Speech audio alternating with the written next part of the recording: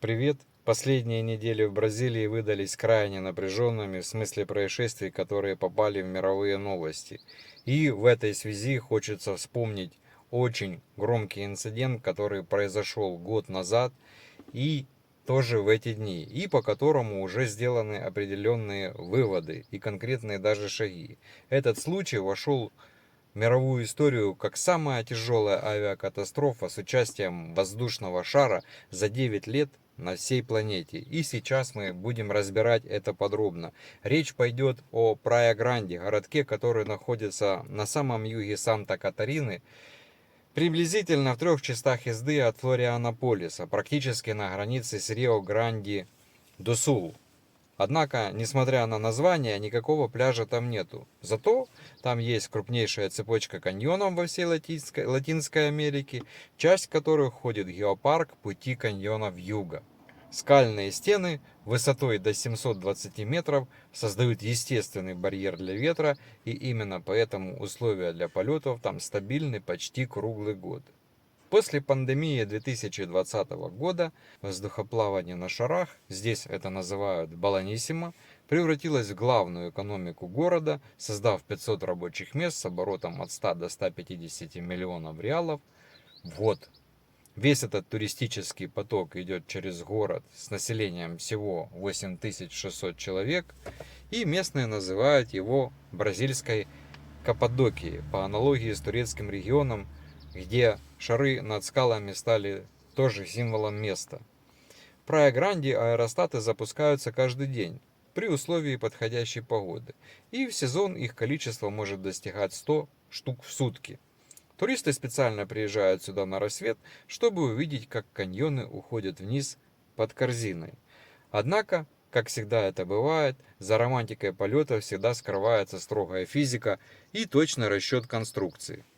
Любой воздушный шар держится в воздухе за счет разницы плотностей. Горячий воздух внутри оболочки весит меньше, чем холодный снаружи, и за счет этого вся система поднимается в небо. Управлять высотой можно только двумя способами: включать горелку, чтобы нагреть воздух и подняться, или открывать клапан верхней части купола, чтобы выпустить горячий воздух и снизиться.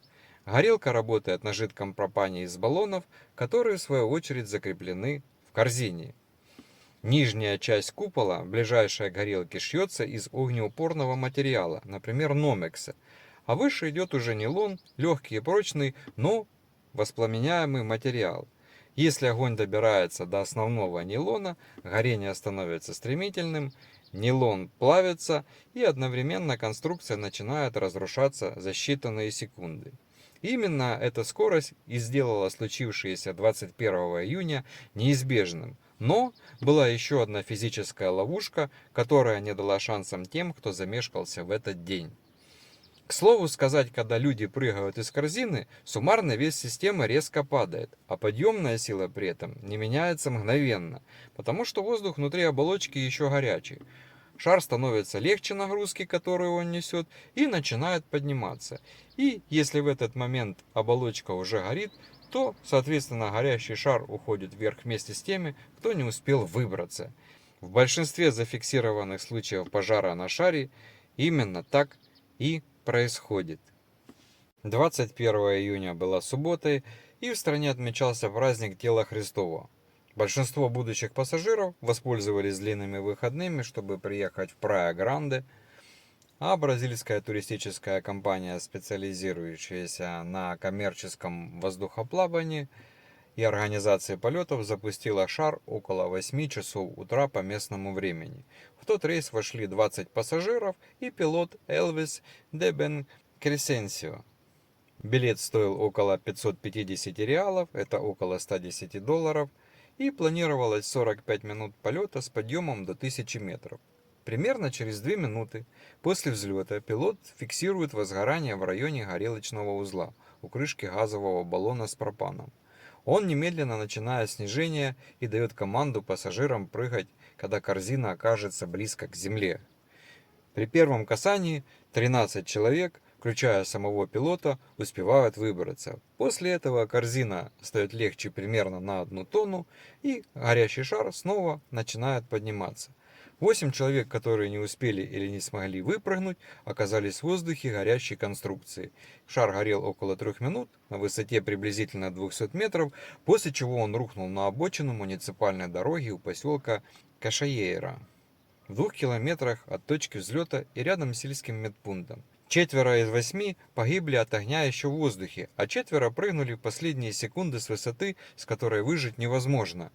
Среди них был Леонардо Луци, 30-летний преподаватель фигурного катания из Бруски, директор Федерации фигурного катания Санта-Катарины. Он приехал в Прая-Гранди, чтобы полетать над каньонами, и записался на первый же утренний рейс. Он упал во двор жилого дома, хозяйка которого в тот момент собирала 10-летнего сына в школу. Среди остальных были офтальмолог Андрей Гебриал де Мелу, 34 лет, агроном Жулиани Жансита Савицки, 36 лет, супруги Эверальда и Жанайна Дороша из Жунвилли, мать и дочь Лианы и Лейзы, хироман из Луменау. 5 выживших попали в больницу с ожогами и переломами, 2 с тяжелыми. По числу погибших, этот случай стал самым серьезным в мире среди воздушных шаров с 2016 года, когда в Техасе шар столкнулся с линией электропередач и унес жизни 16 человек. Расследование открыли сразу параллельно 3 инстанции: полиция Санта-Катарины, прокуратура и Федеральный центр расследования и предотвращения авиационных происшествий. Первый этап был завершен в октябре 2025 года без предъявления обвинений кому бы то ни было. Полиция установила, что поджог исключен, саботаж исключен, а явная техническая неисправность по итогам экспертизы не подтверждена. Пожар классифицировали как случайный с неустановленным происхождением, однако следователь, подписавший итоговый доклад, был отстранен от должности в ноябре 2025 года, и официальная причина отстранения не связана с этим делом. Уже спустя 4 дня расследование возобновили под руководством нового следователя, и по состоянию на июнь 2026 года, то есть ровно год спустя, дело находится под грифом судебной тайны по уголовному и гражданским направлениям одновременно. Семьи погибших так и не получили ответа на вопрос, что именно воспламенилось у горелки и почему огнетушитель в корзине не сработал, когда пилот его применил. Сразу после аварии авиарегулятор заявил, что у пилота Кресенсио не было коммерческой лицензии на управление воздушным шаром, на что его адвокат тут же возразил, заявив, что его клиент зарегистрирован как действующий аэроспортсмен по другой норме закона.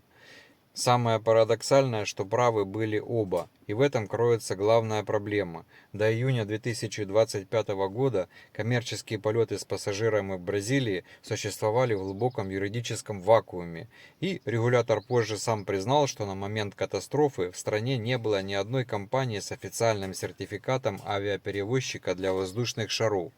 Вообще ни одной на всю Бразилию. Вся индустрия работала по схемам аэроспорта, где правила игры совсем другие. В бразильском праве спорт подразумевает, что люди летают исключительно на свой страх и риск, поэтому требования к пилотам и технике там в разы мягче.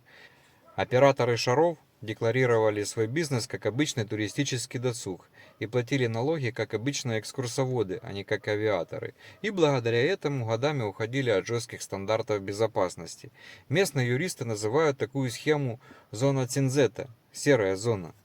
Между властями и бизнесом шел бесконечный спор. Авиарегулятор считал любой платный полет коммерческим рейсом, который требовал сложной сертификации. Операторы в ответ разводили руками и говорили, что они просто аттракцион, а не авиакомпания. Упиралось все еще и в бюрократию, которая была связана с деньгами. До 2020 года лицензия для одного шара стоила космические 900 тысяч реалов, но позже в рамках реформы цену снизили до 20 тысяч.